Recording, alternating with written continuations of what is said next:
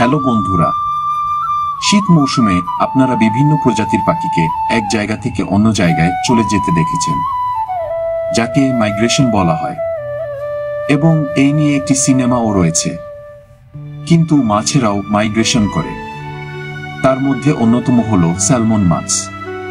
পৃথিবীর সবচেয়ে সুস্বাদু মাছের মধ্যে স্যালমন মাছ অন্যতম। এই স্যালমন মূলত সামুদ্রিক মাছ। আটলান্টিক মহাসাগরে এদের বসবাস। জীবনের অর্ধেক সময় এরা সমুদ্রে বাস করে, অর্ধেক নদীতে বাস করে এবং অর্ধেক সময় এরা ভ্রমণ বা মাইগ্রেশনের সময় কাটিয়ে দেয়। স্যালমন মাছের জন্ম নদীতে। একটি প্রাপ্তবয়স্ক স্যালমন ডিম দেওয়ার জন্য সমুদ্র থেকে নদীতে চলে আসে।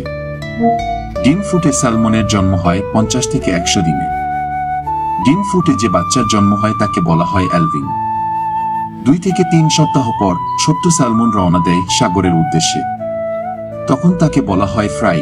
ছোট্ট ছোট্ট মাছের ঝাঁক থেকে কিছু খেয়ে নেয় পাখি, কিছু খেয়ে নেয় অন্য মাছ।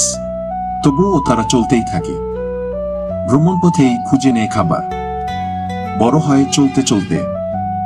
একটু বড় হলে তাদের বলে স্মোল্ট। এই স্মোল্ট ঢুকে পড়ে সাগরে। সেখানে বেড়ে ওঠে পরিপূর্ণভাবে।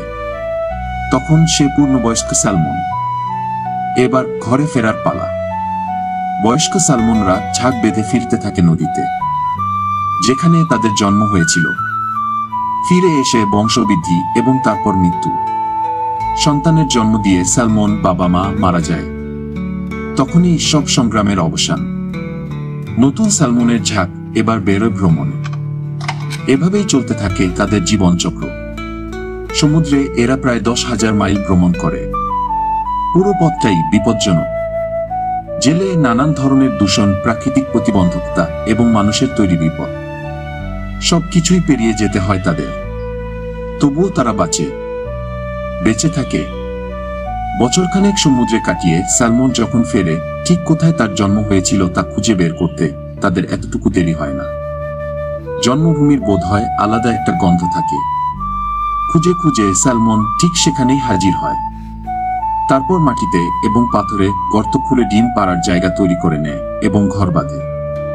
বংশবৃদ্ধির জন্য শুরু করে সংসার। সবচেয়ে বেশি স্যালমন মাছ জন্মায় আলাস্কায়। এর বেশিরভাগই যায় জাপানে। প্রতি বছর বিপুল পরিমাণ স্যালমন কেনে জাপান।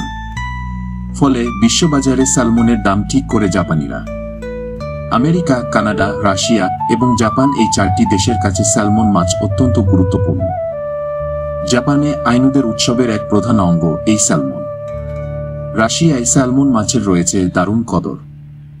জাপান থেকে রাশিয়ার কামচাটকা উপদ্বীপ, আলাস্কা থেকে ক্যালিফোর্নিয়া, এই দীর্ঘ জলপথে মানুষের জীবনের সঙ্গে গভীরভাবে জড়িয়ে আছে এই মাছ।